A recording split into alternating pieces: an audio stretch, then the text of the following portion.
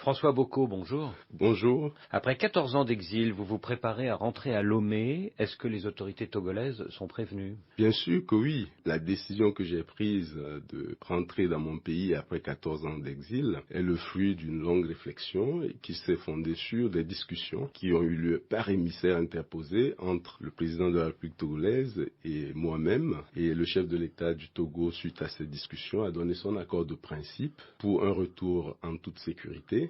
Cet accord de principe a été réitéré auprès des autorités françaises par son émissaire, puisque vous savez que depuis 14 ans, les autorités françaises m'ont accordé leur protection. Donc, dès lors que cet accord de principe a été confirmé auprès des autorités françaises, il n'y avait pas de raison que je doute de la sincérité de la parole présidentielle, en dépit de quelques hésitations, notamment celles liées à la délivrance de mon passeport togolais et celles liées aux modalités de sécurité. Ces quelques hésitations dont vous parlez, c'est notamment la difficulté que vous avez aujourd'hui à avoir un certificat de nationalité qui vous permettra d'avoir un passeport togolais, c'est ça? Oui, l'avocat mandaté sur le terrain à Lomé attend avec impatience la délivrance de ce certificat de nationalité qui doit permettre de me délivrer un passeport. Mais ce sont des détails. L'essentiel est que le chef de l'État a donné son accord de principe et a confirmé cet accord de principe auprès des autorités françaises qui, depuis 14 ans, m'ont accordé leur protection. Est-ce que vous risquez d'être arrêté?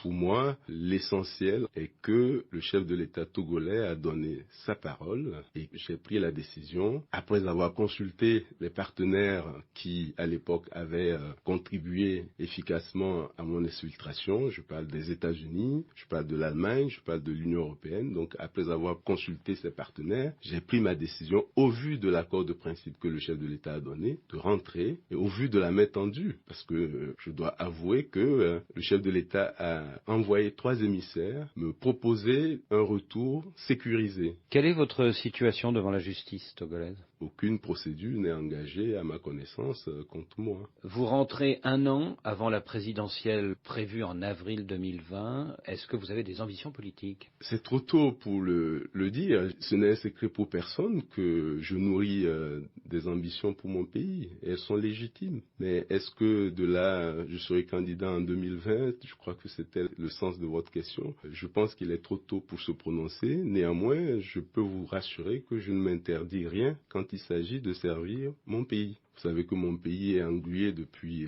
des décennies dans des antagonismes politiques qui empêchent son développement. Je veux aider à sortir de cet antagonisme permanent qui déchire la société togolaise. Je veux pouvoir aider à la réconciliation. Et pour la présidentielle de l'année prochaine, est-ce que vous pensez que le président sortant, Faure Gnassingbé, a le droit de se représenter ou pas? C'est la question qui divise aujourd'hui au Togo. Vous savez, pour l'instant, je ne suis pas encore dans l'arène politique. J'ai encore des obligations de réserve et je ne souhaite pas me prononcer sur cette question. En temps opportun, je donnerai mon avis, mais il appartient à la classe politique tout entière, y compris le président de la République, de faire preuve de bonne volonté pour apaiser ce pays et l'amener vers la voie de la réconciliation. Mais si la CENI n'est pas indépendante, à quoi bon faire des élections, dit l'opposition? Oui, elle a raison, l'opposition. Il faut travailler pour que la transparence du scrutin, effectivement, passe par l'institution qui l'organise. Pour être candidat à la présidentielle d'avril 2020, il faut avoir résidé au Togo pendant 1 an d'affilée avant le scrutin. Est-ce la raison pour laquelle vous souhaitez rentrer dès cette semaine? Je vous l'ai dit, il est trop tôt pour que je me prononce sur cette question. Je sais qu'il vous tient à cœur. En tout cas, je ne m'interdis rien. L'enjeu majeur du prochain scrutin est de sortir des antagonismes stériles, des postures, l'une de conservation veille que veille de pouvoir et l'autre d'opposition idéologique, trop idéologique pour être stratégique. Donc mon pays a besoin vraiment de normalité politique. Voilà plusieurs mois que vous demandez votre certificat de nationalité, vous ne l'obtenez pas. Est-ce que le pouvoir ne va pas retarder la délivrance de ce document afin d'essayer de vous empêcher d'être candidat l'année prochaine? Je n'ose pas croire qu'on peut exclure du jeu politique par des méthodes d'un autre âge, mais tout est possible. Pour moi, ce ne sont que des détails, mais vous avez raison, utiliser ces détails pour empêcher ou pour